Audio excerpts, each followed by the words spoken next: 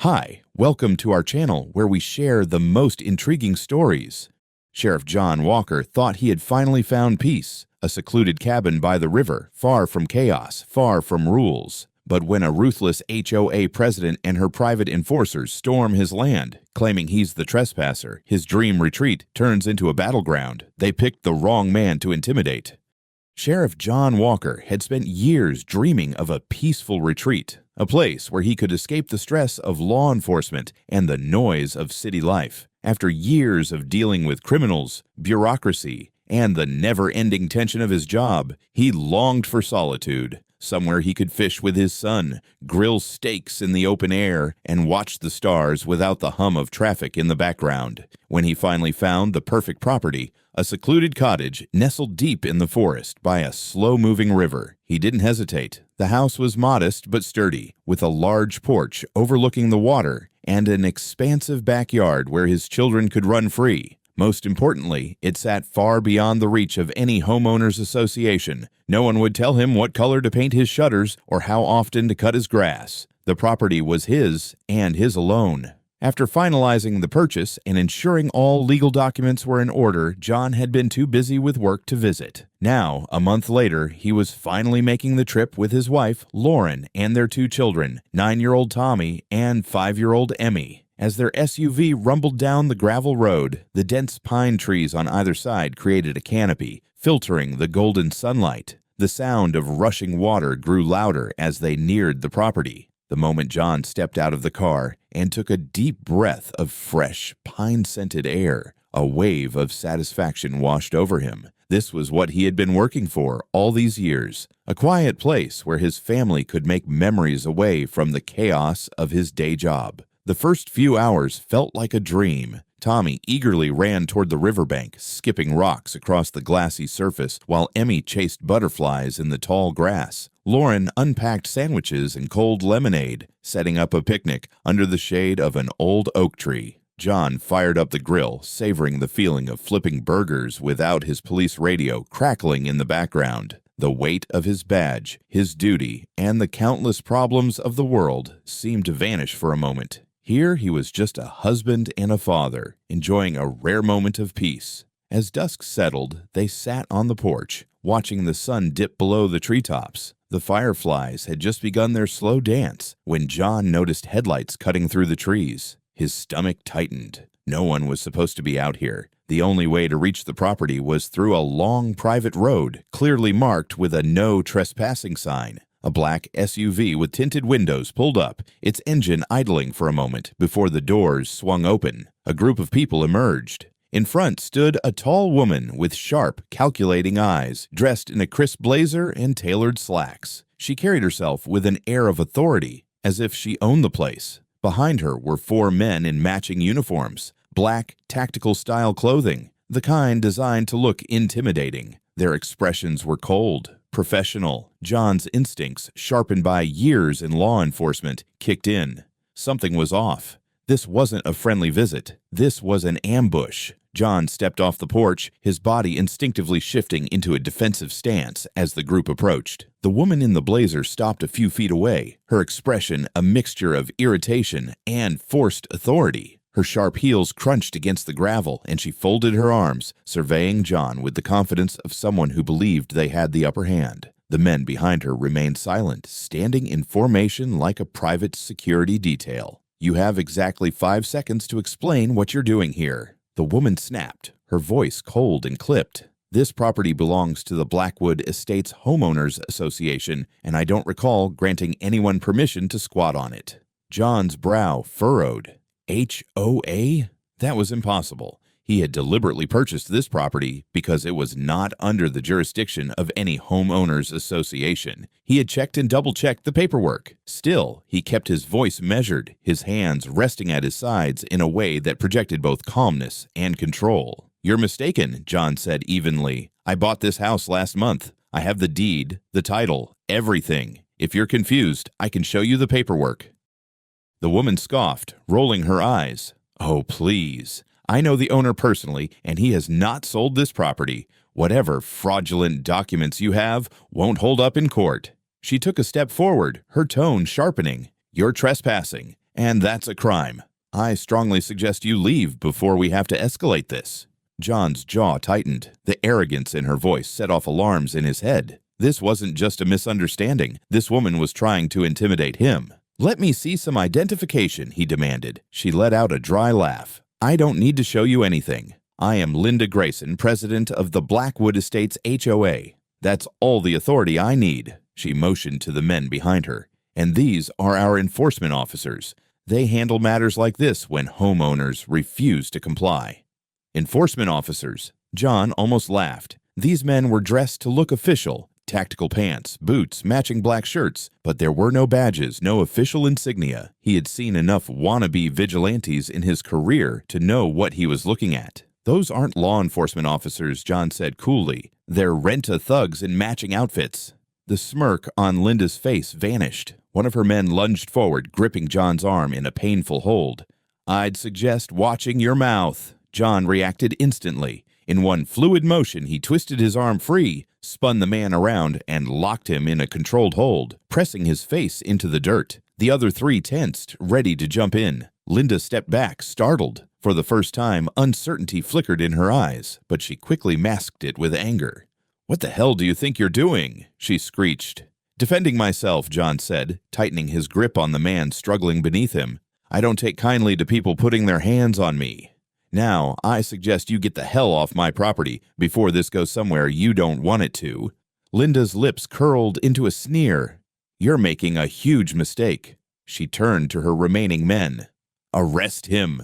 The three remaining enforcers charged at once, but John was faster. He threw a precise elbow strike into the first man's jaw, sending him sprawling. The second swung wildly. John ducked and drove a fist into his ribs, making him stagger. The third managed to get in close, grabbing for John's arm, but John used the man's momentum to flip him onto the ground. By the time John looked up, Linda was already backing away, her face pale. She fumbled in her purse and pulled out a cell phone, pressing a button. "Fine," she hissed. "If you want to make this difficult, you leave me no choice." She put the phone to her ear and smirked. "Yes, I'd like to report an armed intruder. He's resisting arrest, attacking my security personnel, and trespassing on private property." John's stomach sank as he heard the confirmation on the other end. Linda had just called the police on him. John felt a surge of anger rise in his chest, but he forced himself to stay calm. He had dealt with manipulative liars before, people who twisted reality to suit their own agenda.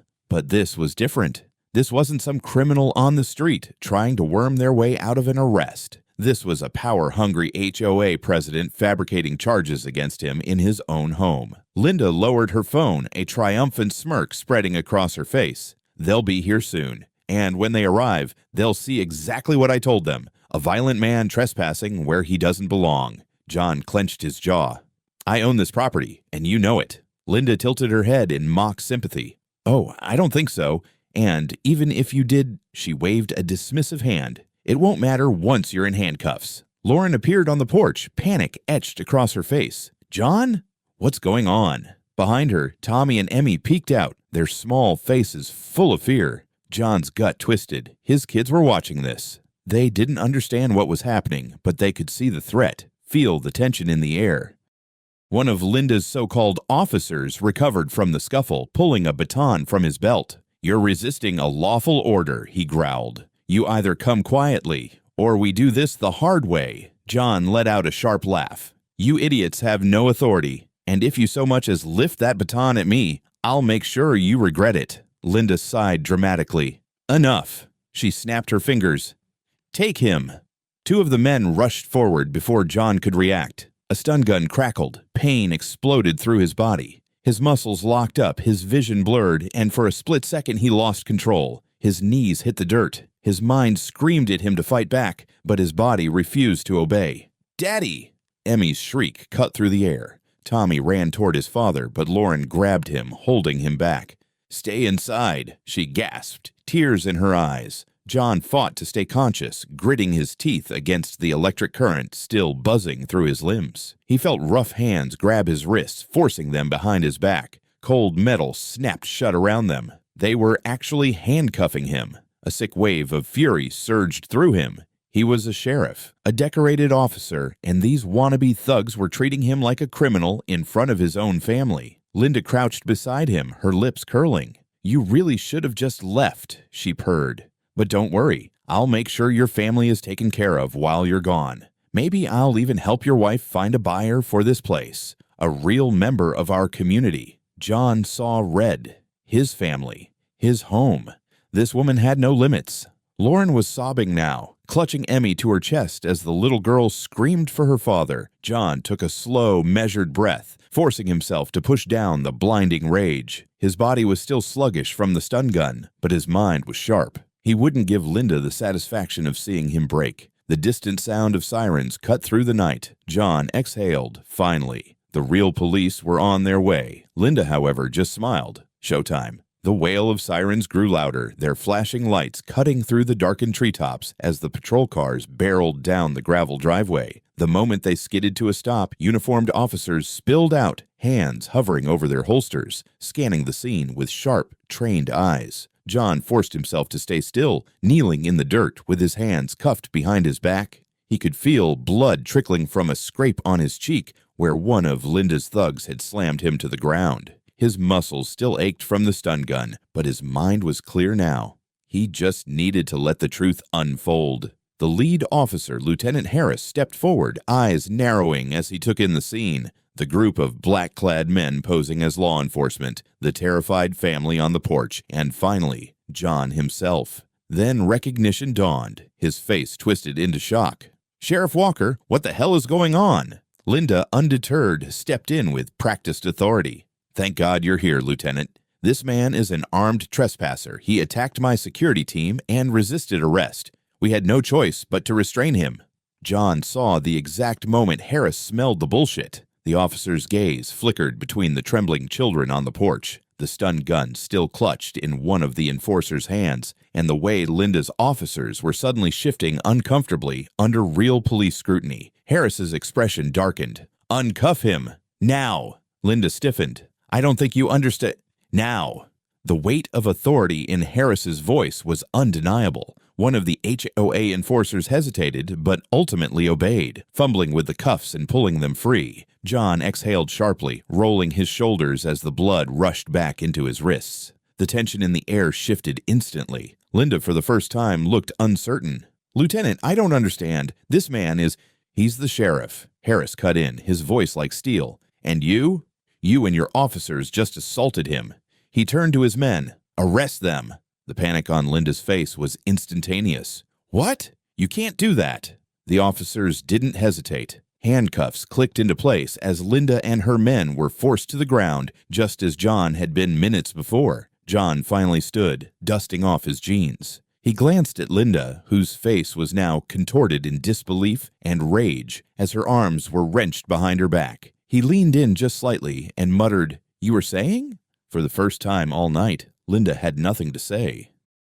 The courtroom was packed. News of the incident had spread like wildfire, drawing reporters, community members, and even some HOA residents who had long despised Linda's reign but had been too afraid to challenge her. Now, as she sat stiffly at the defendant's table in her neatly pressed suit, she no longer looked so untouchable. Her legal team had spared no expense. 3 high-powered attorneys flanked her, each exuding the confidence that came with obscene amounts of billable hours. The lead counsel, a sharp-faced man named Bradley Hewitt, stood as the judge entered, his every movement precise and controlled. John, seated at the prosecution's table, remained calm. His hands were folded, his face impassive. He had spent his career testifying in court. He knew how this game was played. Linda, however, was about to learn that money and arrogance weren't going to save her this time. "Your Honor," Hewitt began smoothly, standing before the jury.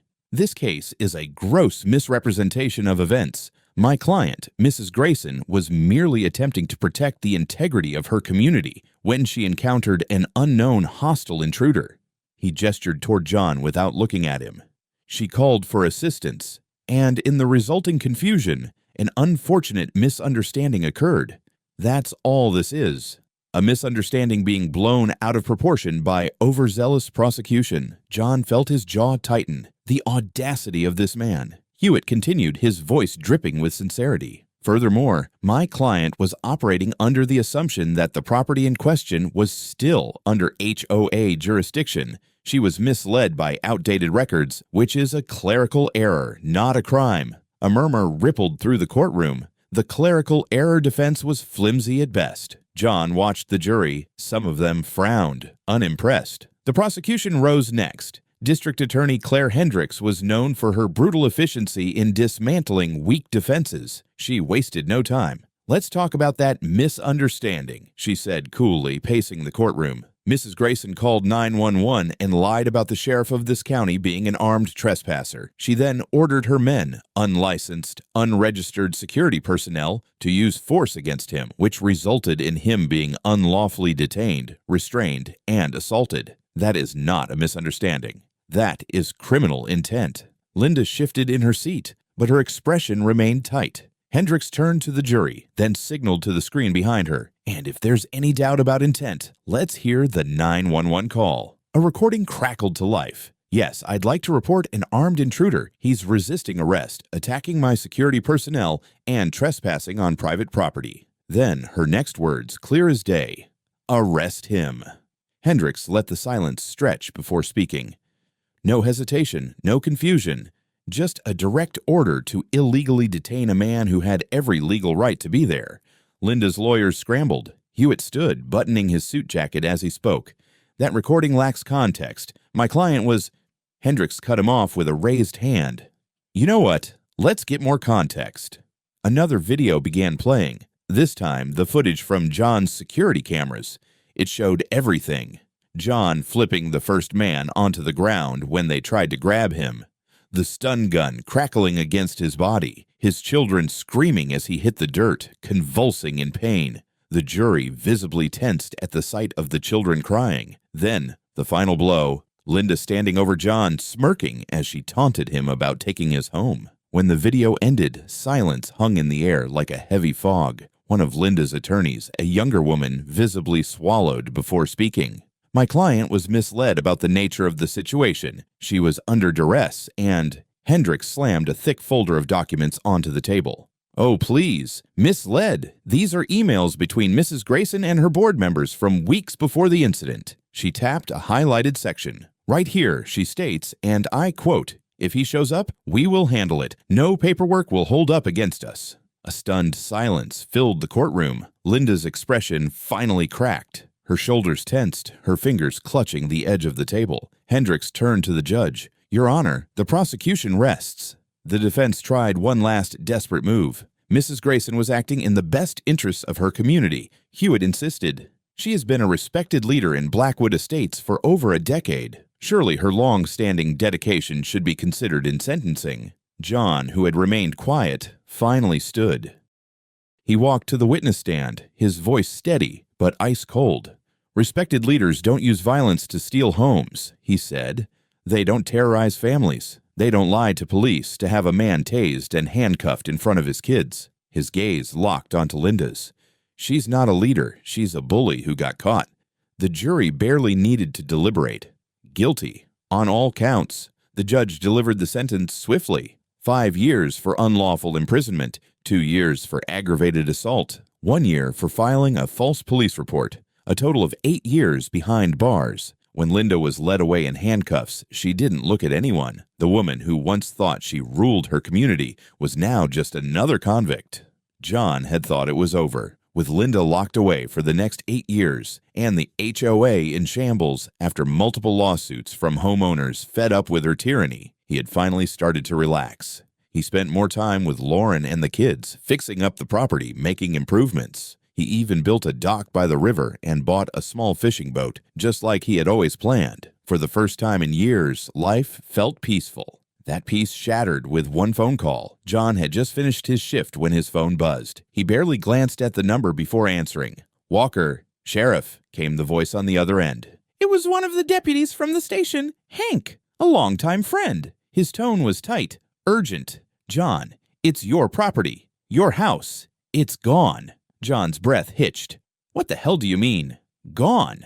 "It burned down," Hank said, voice thick with regret. "Total loss." The fire department responded, but by the time they got there, it was too late. There's nothing left. For a moment, John could only stare at the wall of his office, his mind struggling to process the words. His home, the place where his kids played, where Lauren cooked breakfast every morning, where they had spent the past few months rebuilding their future, gone. He grabbed his keys, his heartbeat pounding in his ears. By the time John reached the property, the fire had been extinguished. All that remained of his house was a smoking skeleton of charred wood and ash. The smell of burnt timber filled the air, acrid and suffocating. Lauren stood nearby, clutching Emmy close while Tommy stared blankly at the ruins. His small fists were clenched at his sides, his face pale with shock. John walked toward them, his movements slow, heavy. Lauren's eyes were red-rimmed as she turned to him. "It was deliberate," she whispered.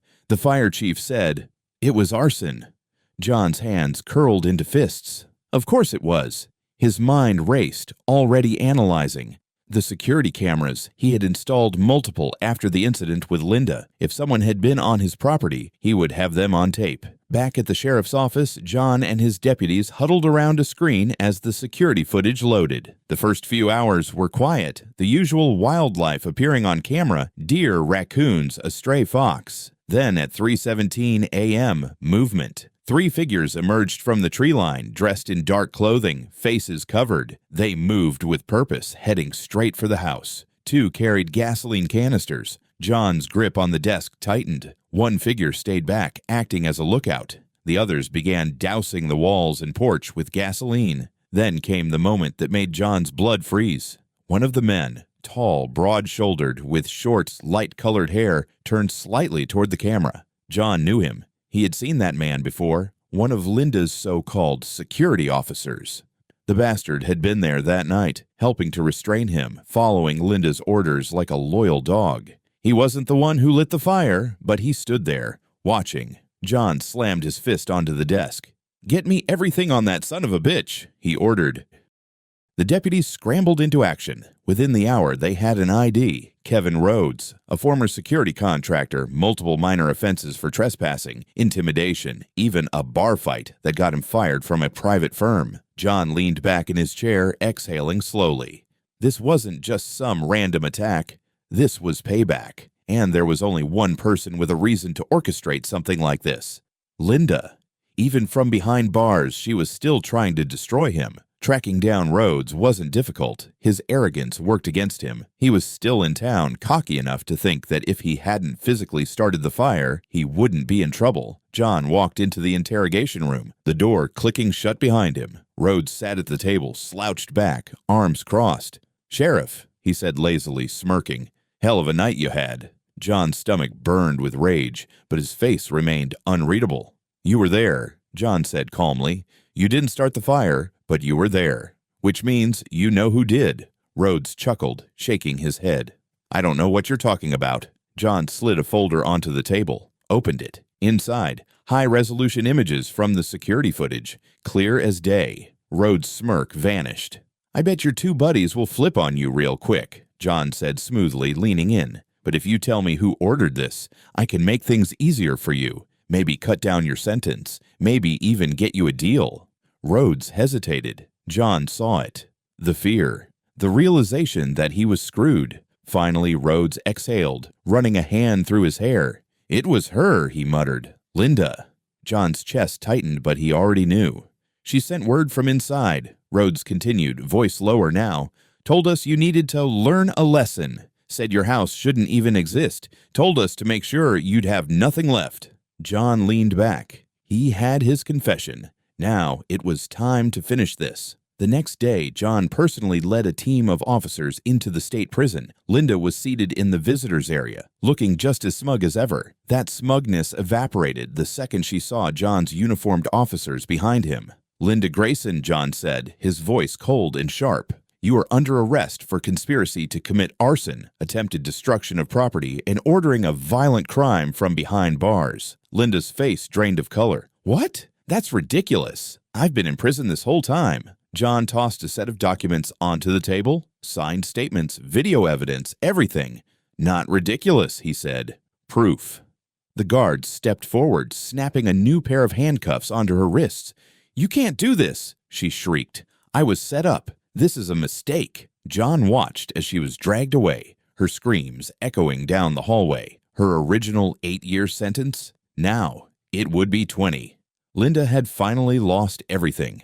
Months passed, and John slowly rebuilt what had been taken from him. The new house stood stronger than before, reinforced with security systems, cameras, and the knowledge that no one would ever take his home from him again. The scars of the past lingered, memories of the fire, of Linda's arrogance, of the moment he saw his children crying as he was dragged away in handcuffs. But in the end, justice had prevailed. Linda Grayson was now serving a 20-year sentence in a maximum security facility. Her once powerful reign over Blackwood Estates had crumbled. The HOA had been dismantled, its remaining members either resigning in disgrace or facing lawsuits of their own. The community, finally free of her grip, had come together in her absence. The very people she had ruled over with an iron fist were now helping each other rebuild. John sat on the edge of the newly built dock, staring out at the river. The sun was setting, casting golden hues over the water, turning it into liquid fire. Tommy and Emmy sat beside him, their legs dangling over the edge, little ripples forming as their feet brushed against the surface. Lauren stepped out onto the porch, watching them.